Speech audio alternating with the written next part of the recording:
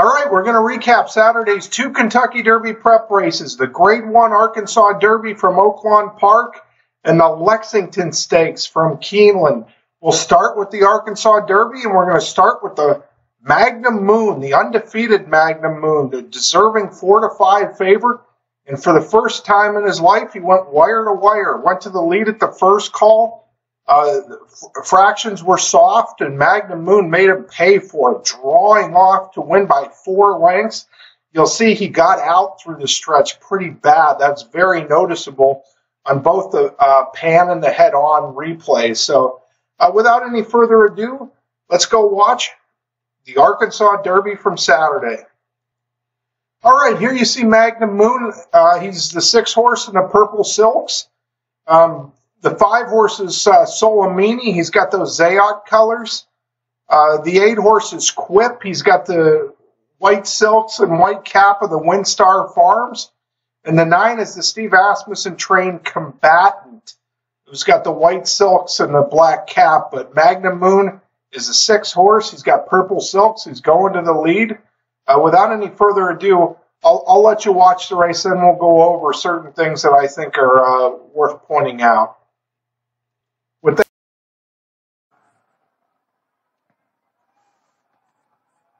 they're off. Magnum Moon broke well.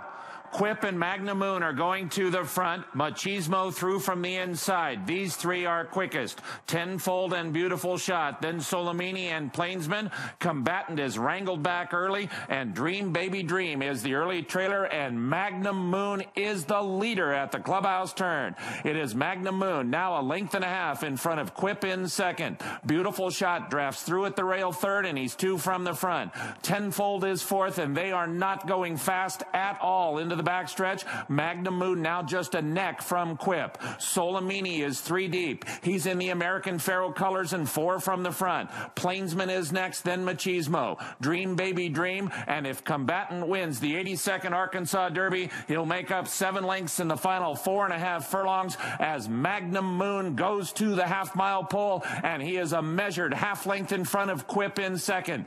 Tenfold is third and 1.25 lengths from the lead. Then a lineup of 4. Solomini is going to be 5 wide, leaving the backstretch. Plainsman is just inside of him, and so is Beautiful Shot. Machismo is gone, Combatant and Dream Baby Dream, and here comes Quip to the throat latch of Magnum Moon. Magnum Moon is only a 1/2 ahead in front of Quip in second. Here's Solomini and Tenfold. They've got good chances, 1.25 lengths off the lead. Combatant draws within 3.5 of the front, top of the stretch in the Arkansas Derby, and Magnum Moon cuts the corner and leads. Magnum Moon has suddenly opened up a 3.5 length margin. Combatant to the outside of Solomini. Magnum Moon comes to the final 16th, and he's going to be an undefeated Arkansas Derby winner. Get ready, Kentucky. There's a bad moon on the rise.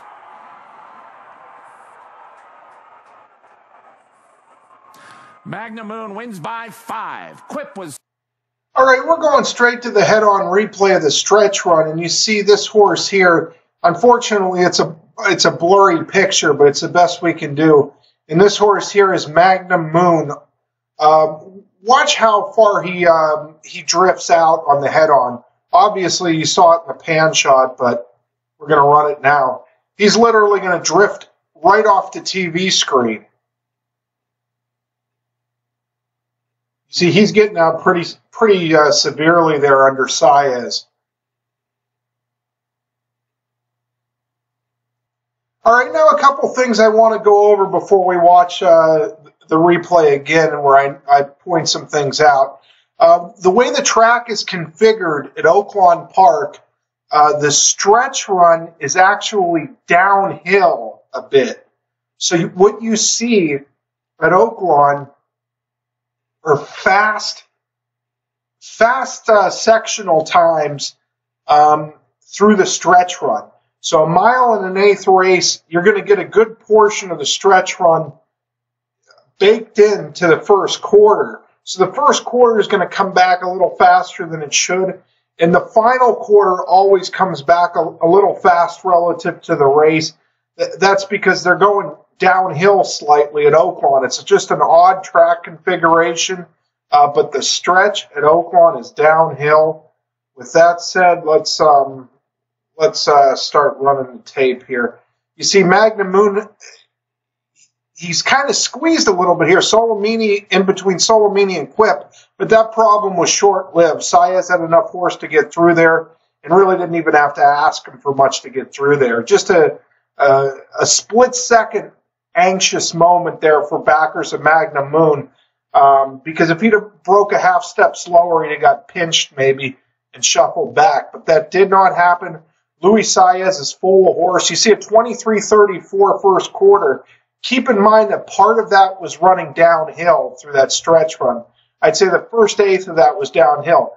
You're going to see a 48-60 half mile, which means Magnum Moon got away with a 25 and change second quarter. Very soft fractions. Look at the big hold Quip is under to his outside. Quip ends up, barely holding on for second, but the 1-2 finishers are 1-2 now, and they both benefited from this soft early pace. They just went too slow for this caliber of horse. Solomini is in the Zayat colors here, the blue silks with the yellow polka dots, and he's making a good wide move here. Fascinating thing about Solomini, I thought he run his best race in the Los Al Futurity as a 2-year-old when he got shuffled back. You see he's got these blinkers here. He's kind of been, as my friend Alan Clanfer said, who's a good trainer, he's been kind of off the bridle and pushed along in these races. I think a change of tactics would be something that could spark him in the Kentucky Derby. Probably worth taking a shot for with Solomini. Because the way Solomini's running, I just don't see how he could be competitive in the Kentucky Derby off, the two prep races he's had coming in. He's going to need to find some improvement somewhere, and a change of running style tactics maybe would spark that. I know people might say, boy, the Kentucky Derby is a real funny place to be experimenting with a horse's running style tactics. But it's been done before, and it's produced good results. I mean, Calvin Borel won 2 editions of the Kentucky Derby where he completely changed the running style tactics of a horse. Here, of course, is Mind That Bird in his final Kentucky Derby prep. It was the Sunland Derby. You can see they went 45-1 for the first half. This is Mind That Bird out here pressing the pace. We'll run it. Is Mind That Bird. 2 away, Mythical Power pushed along. Valid Stripes has dropped off, and Kelly Leak is lying 5th and making ground. Running home is Score with Cater. Okay, you're going to see Mind That Bird, the 9 horse here. He's pressed this fast pace. He's kind of moved early. He's taken the lead, and he's going to fade to finish 4th through the stretch of the Sunland Derby. In the Kentucky Derby, Calvin Borel completely changed the running style tactics on Mind That Bird. You see him basically fading through the stretch of the Sunland Derby here after, pressing that hot pace and kind of making an early move. He's not even going to be able to save 3rd, is Mind That Bird, in what was his final Derby prep. And now flashing forward to the 2009 Kentucky Derby, you're going to see Borel is just going to wrestle. Mind That Bird's right here. Borel is going to wrestle him back. There'll be no pressing fast paces early. And Borel's tried this on about 4 or 5 horses in the Derby with good results. I'm going to show you Super Saver next. This is actually very extreme here. I mean, I'm not saying they need to do something like quite as extreme as this, but experimenting, if you don't experiment with the running style tactics of this horse, there's no way that Mind That Bird wins this race, and he certainly doesn't win it by an all-time record margin of victory.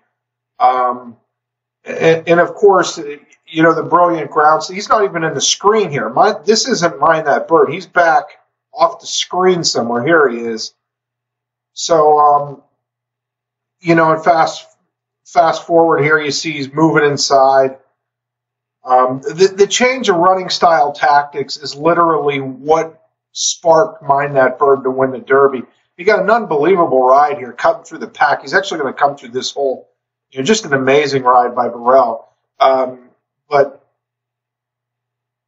obviously, as you say, and interestingly, Zayat, Pioneer of the Nile, who was the sire of Triple Crown winner American Pharaoh, finishes second. He'd have won this Kentucky Derby had Burrell not completely changed the running style tactics on Mind That Bird. Now we're going to fast forward to the following year. This is the Tampa Derby. It's run about 7 weeks before the Kentucky Derby. This is Super Saver right here on the lead. Ramon Dominguez, who is riding Super Saver in the Tampa Derby, and he's loose on the lead. You can see the field stretched out pretty good here. But Super Saver was a speedy horse. I'll run the tape here. This force is fit, and it's a long ways back to Gleam of Hope, and far back is Slammy Boy. They settle for their journey up the backstretch, and the favorite Super Saver and Ramon Dominguez calling the shots on the front end by a length and a quarter. Odysseus on the outside. Uptown Charlie Brown is there toward the rail. Then it's 4 lengths farther back to Schoolyard Dreams. Jovius Force racing along 6. The gap of 5 to Gleam of Hope, and the trailer is still Slammy Boy. There's a half mile to run in the 30th edition of the Tampa Bay Derby. Super Saver Dominguez peeks over his shoulder. He's still clear by 2. Uptown Charlie Brown is there toward the rail. Odysseus tries to keep him in a trap. Meanwhile, there goes Schoolyard Dreams with a quick turn of foot. And now the complexion changes. Schoolyard Dreams on the outside. Super Saver Dominguez now gets busy. Odysseus will have to wait for another day. As they turn into the stretch, Schoolyard Dreams has straight to the lead. Toward the rail, Super Saver is there second. As they're into the stretch, it's Schoolyard Dreams, Super Saver, Odysseus on the outside. Far outside, here comes Gleam of Hope. Inside the final furlong, it's still wide open. Schoolyard Dreams, Odysseus is back running again. Down to the wire, Schoolyard Dreams, Odysseus, Schoolyard Dreams, and Odysseus ahead, Bob. You see Super Saver got caught there. He was free running on an uncontested lead, just where he wanted to be. Got caught, finished third. We'll watch him in the Kentucky Derby now. And here's the 2010 Kentucky Derby. And you see Super Saver was wrangled back early. He's back here in about 6th or 7th position. We'll go ahead and we'll run this. Here he is down here towards the inside. He was kind of wrestled back into mid-pack tactics. He went to the lead in the Tampa Derby, got beat in the Arkansas Derby. He pressed Line of David from 2nd position, engaged him, got beat by Line of David. Burrell kind of wrestled him back a little bit early here, and you're going to see him prevail. This would give Burrell his 3rd Kentucky Derby win in 4 years, but here he is here, of course, on the rail. He's going to come around 1 or 2 horses.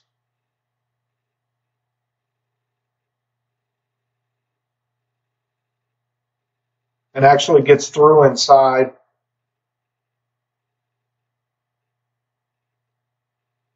And Super Saver is going to go on and win the Derby this year. And you're going to see the toupee guy is going to be all, there was a $100,000 bet promotion, and he put it on Super Saver. They panned to him right away. But this is a case of Burrell changing up a couple of running style tactics on horses. And it's succeeding. There's the toupee guy going nuts. He just had $100,000 on the Derby winner.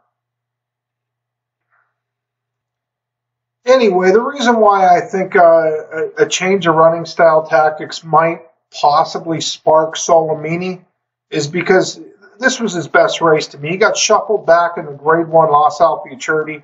These are some good horses here. This is McKinsey, the 5, and Still Regard, the 1. Solomini's in the blue silks after getting shuffled back. We'll go ahead and we'll run this.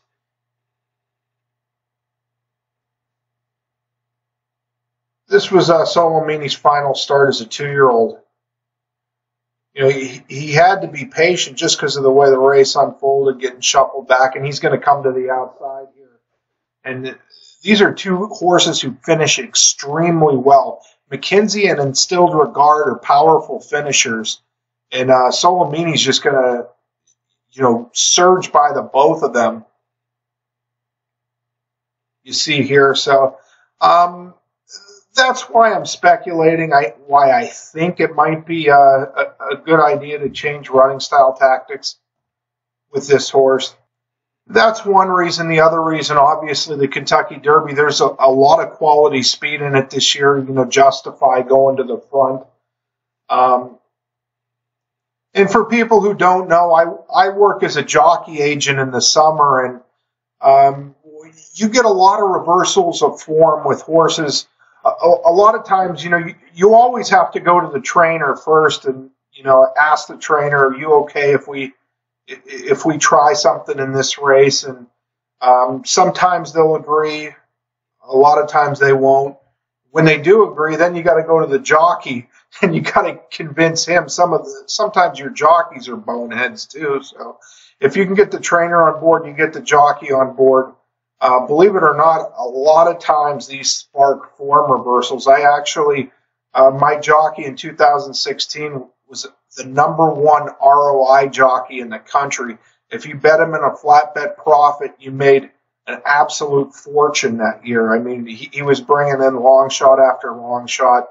And, a few of them were situations where we were able to, I was able to get the trainer on board into, changing the running style tactics of a horse. And, we executed with the ride. So, that is an idea for Solomini.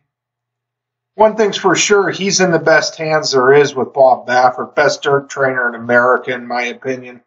But Baffert is a guy who likes his horses forward and likes them showing speed, and isn't a guy who really likes to experiment with running style tactics too often. But that'll be something to look for in columns if they're going to try to get cute and roll the dice with Solomini, because he's got some talent, but he's going to need to do something different to try to spark him to be a competitive Kentucky Derby horse, in my opinion.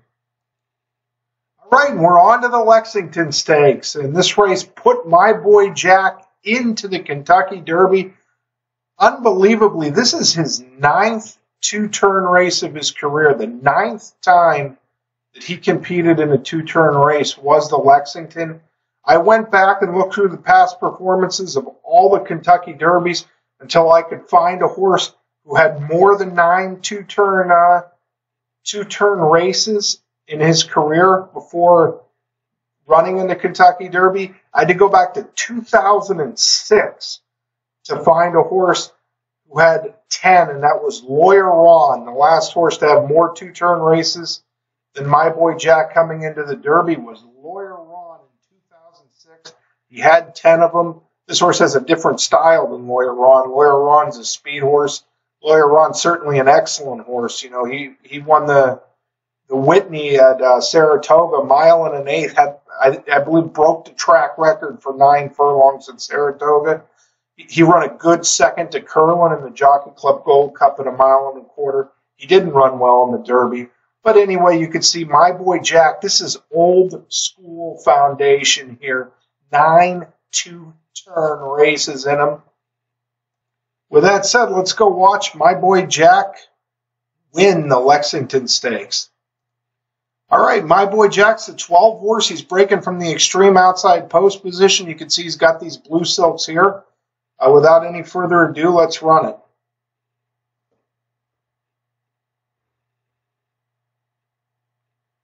You can see DeSormo, he wants to save ground. He's got a short run into the first turn. Keeneland's 1.16 miles track. I think it's the only dirt track I can think of that's 1.16 miles. So this race is run with a short stretch. It's once around. It's the first of their 2 finish lines. And you can see DeSormo did a great job getting over inside. He's got only 1 horse beat this my boy Jack. That's the Pletcher trained Pony Up.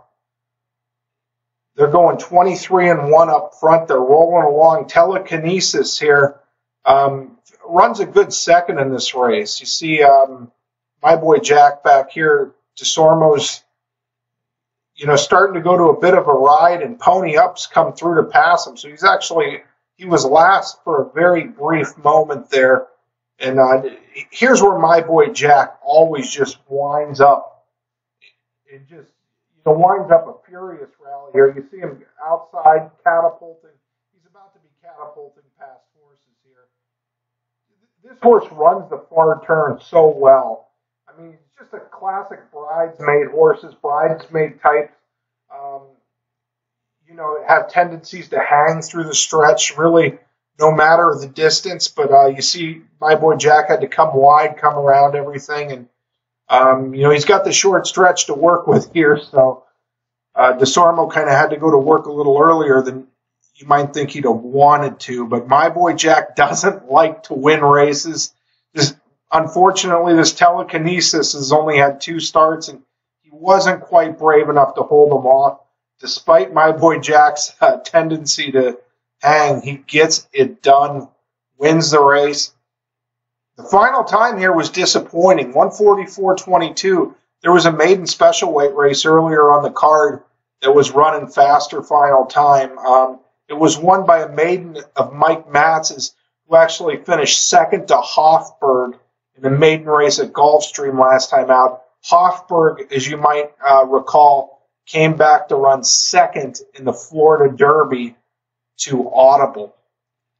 You see here it was 1:44.1 was the final time for my boy Jack today in the 9th race at Keeneland. Well, here's the maiden in the 6th race at Keeneland, Just Whistle, winning in 1:43.2, faster time. You see he got a big 95 Briz figure for running second to Hofberg in a Gulfstream Park maiden race last time. He was first Lasix and off a layoff that day. This is a Pioneer of the Nile out of a Street Cry mare. Maybe a maiden with a future here is Just Whistle. He went faster than my boy Jack did in the Lexington. Although I will say it was a wet track at the start of the day in Keeneland. It was sealed. They opened it up about the 3rd race, and the track may have been slowing down as these races were run about an hour and a half apart. The maiden race was the 6th race, the Lexington was the 9th race. Still, not impressive final time for my boy Jack. Once again, he looked like he didn't want to win. That horse inside, though, it only had 2 races. My boy Jack just wore him down. And really, as soon as they crossed the wire, you could see he was looking to pull himself up. I mean, if the race had been to the 2nd finish line, he might have, he might have did his trick again when it comes to hanging. But he got through on the rail in the Southwest in the mud. Now, what I really want to talk about with this horse, I've talked about his foundation. The pedigree on this horse is fascinating because this horse is bred to absolutely run all day. The sire of my boy Jack is Creative Cause. He was a horse that got beat a nose by I'll Have Another in the Santa Anita Derby. He came from well and back of I'll Have Another in that race, got on even terms, and it was a great battle through the final 16th. They were head bobbing, and the bob lent to I'll Have Another. Creative Cause, I believe, was the big favorite in the Santa Anita Derby over I'll Have Another. Now, of course, I'll Have Another won the Kentucky Derby, but Creative Cause was a horse that was rumored to not be doing well going into the Derby. There were even rumors that he was going to be a scratch. I think it was like on Wednesday or Thursday of the race. That didn't happen. He did run in the Kentucky Derby. He was only beaten 3 lengths by I'll Have Another in the Kentucky Derby, so it wasn't like, he bombed, but Creative Cause was a horse that could literally run all day. And what's interesting, Creative Cause has a full brother named Destin. Destin was second beaten a nose in the Belmont Stakes at 1.5 miles, and he actually won the Breeders' Cup Marathon at 1.75 miles to Destin, the full brother to Creative Cause. Now, the dam of my boy Jack, you see Golden Shaft. She was sired by Mineshaft. Let me show you Mineshaft's form now. You see here, Mineshaft was some kind of monster. He was an absolute phenom. His record was only 10 for 18, but he took a long time to get to dirt routes. He actually started off in Europe in his career on the grass, and it was just a matter of getting him, in dirt routes. And you see the progression that he made. Won the Pimlico Special as the high weight at 1 mile and 3/16. In the Stephen Foster Churchill Downs going 1 mile and 1/8, he actually got the fastest thoroughbred figure ever given at the time in this race. Even though he didn't win, he was second beaten ahead. But he broke from extreme outside post position 10. He carried 123 pounds, which matters on sheep figures. He carried 8 more pounds than the horse who beat him. He had an extremely wide trip on both turns, carried 8 more pounds than the winner. And believe it or not, at the time, the fastest thoroughbred figure ever was given to Mineshaft in a race he didn't even win. Come back in the 1 1/4 Suburban. Really made short work of Volpone, who was a Breeders' Cup Classic winner. Won the Woodward. Finished his career in the 1 1/4 Jockey Club Gold Cup, just drawing off. This horse was just some kind of finisher. But that is Mineshaft, who is, so you see there, Mineshaft, the sire of my boy Jack's mother, Golden Shaft.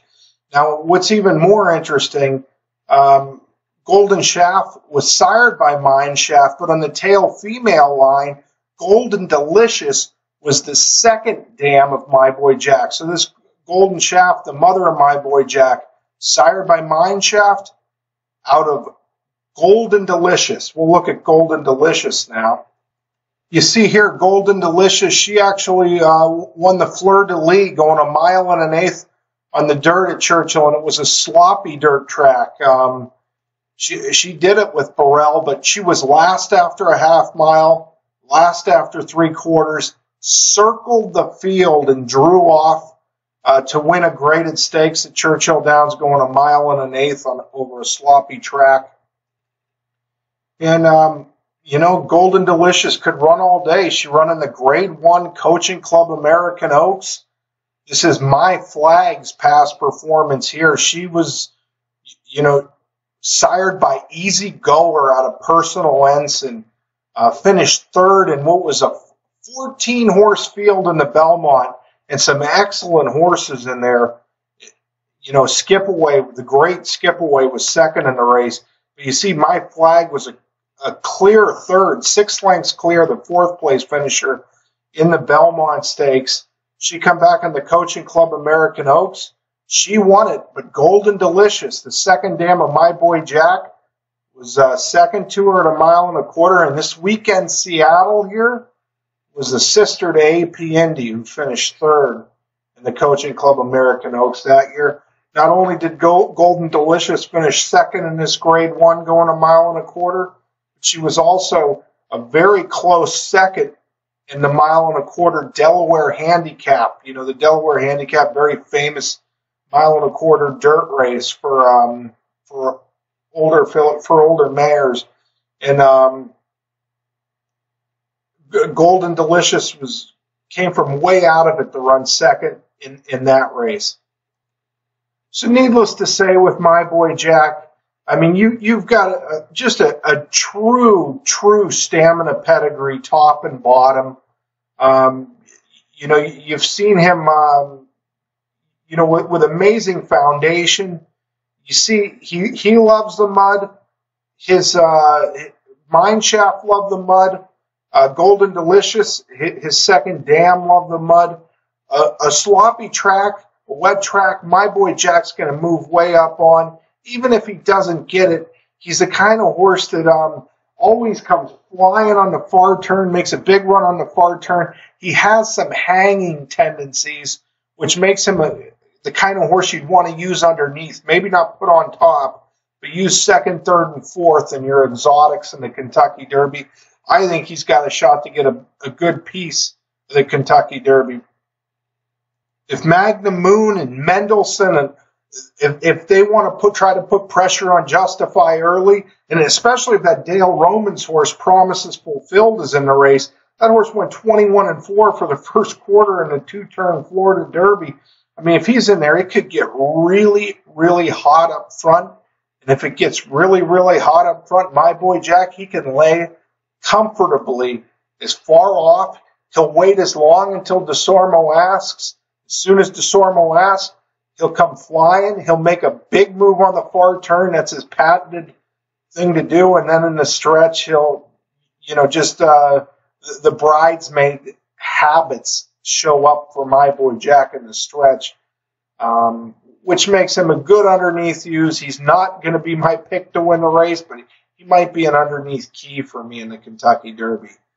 Okay, so that was my recap of the Arkansas Derby and the Lexington Stakes. I hope you enjoyed it. Thank you for watching.